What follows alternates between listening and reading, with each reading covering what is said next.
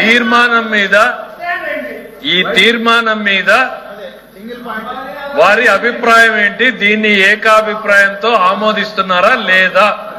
ఒకటే ఒకటి అన్కండిషనల్ ఏకాభిప్రాయం. ప్లీజ్ ఏం మాట్లాడతారో అర్థం అవట్లేదు.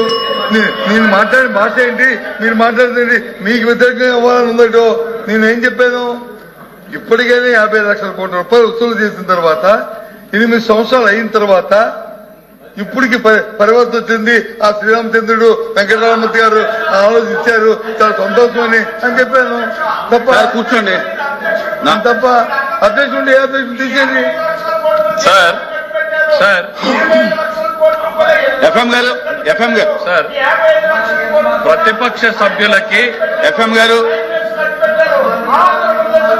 వీర్రాజు గారు కూర్చోండి.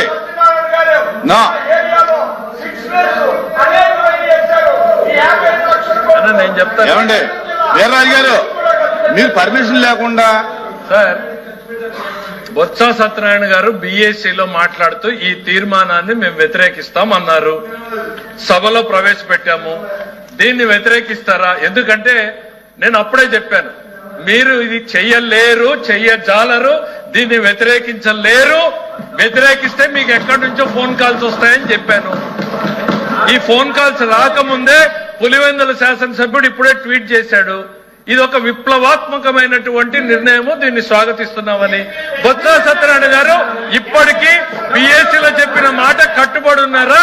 ఇప్పుడు ఈ తీర్మానాన్ని ఆమోదిస్తారా, వ్యతిరేకిస్తారా చెప్పమని నేను కోరుతున్నాను.